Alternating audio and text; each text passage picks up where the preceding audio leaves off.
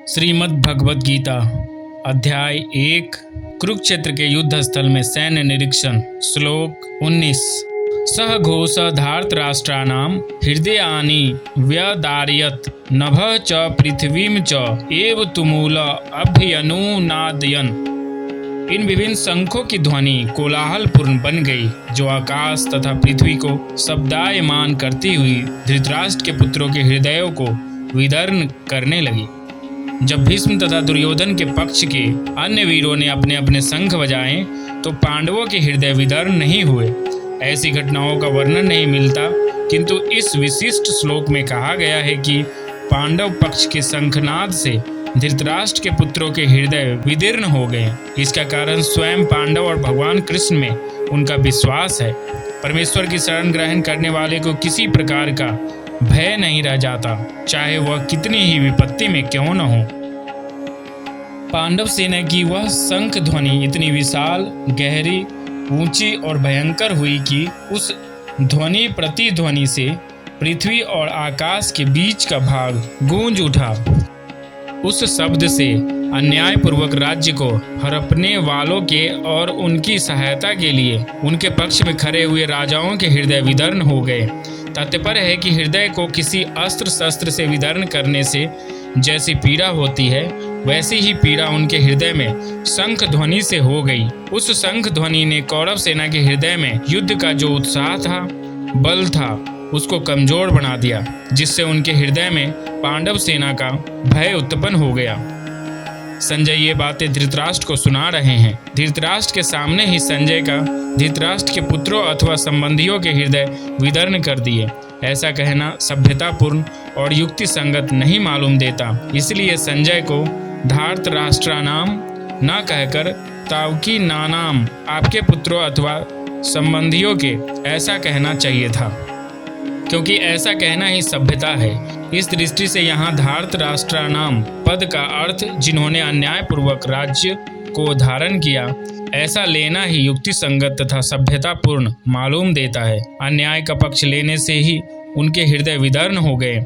इस दृष्टि से भी यह अर्थ लेना ही युक्ति संगत मालूम देता है।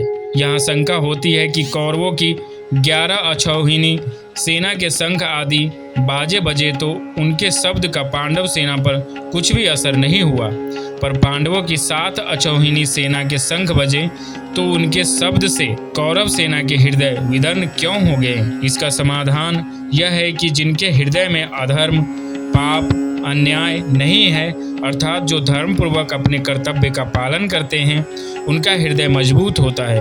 उनके हृदय में भय नहीं होता। न्याय का पक्ष होने से उनमें उत्साह होता है, शूरवीरता होती है।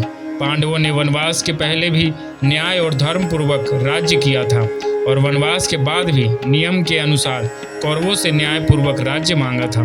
अतः उनके हृदय में भय नहीं था, प्रत्युत उत्साह था, शूरवीरता थी। तात्पर्य है कि पांडवों का पक्ष धर्म का था। इस कारण कौरवों की 11 अक्षौहिणी सेना के बाजों के शब्द का पांडव सेना पर कोई असर नहीं हुआ, परंतु जो अधर्म, पाप, अन्याय आदि करते हैं, उनके हृदय स्वाभाविक ही कमजोर होते हैं। उनके हृदय में निर्भयता, निशंकता नहीं रहती। उनका खुद का किया पाप, अन्याय ही उनके हृदय को निर्बल बना देता है। अधर्म अधर्मी को खा जाता है। दुर्योधन आदि ने पांडवों को अन्यायपूर्वक मारने का बहुत प्रयास किया था। उन्होंने छल कपट से अन्यायपूर्वक पांडवों का राज्य छीना था और उनको बहुत कष्ट दिए थे। इस कारण उनको हृदय कमजोर, निर्बल हो चुके थे। तात्पर्य है कि कौरवों का पक्ष अधर्म का था, इसलिए पांडवों की 7 अक्षौहिणी सेना की शंख ध्वनि से उनके हृदय विदीर्ण हो गए। उनमें बड़े जोड़ की पीड़ा हुई। इन प्रसंग से साधक को सावधान हो जाना चाहिए कि उसके द्वारा अपने शरीर, वाणी, मन से कभी भी कोई अन्याय और धर्म का आचरण न हो। अन्याय और अधर्म युक्त आचरण से मनुष्य का हृदय कमजोर, निर्बल हो जाता है। उसके हृदय में भय पैदा हो जाता है। उदाहरणार्थ लंकाधिपति रावण से त्रिलोकी डरती थी। वही रावण जब सीता जी का हरण करने जाता है, तब भयभीत होकर इधर उधर देखता है। इसीलिए साधक को चाहिए कि वह अन्याय, अधर्म युक्त आचरण कभी न करे। धृतराष्ट्र ने पहले श्लोक में अपने और पांडु के पुत्रों के विषय में प्रश्न किया था। उसका उत्तर संजय ने दूसरे श्लोक से 19वें श्लोक तक दे दिया। अब संजय भागवत गीता के प्रकाट्य का प्रसंग आगे के श्लोक से आरंभ करते हैं।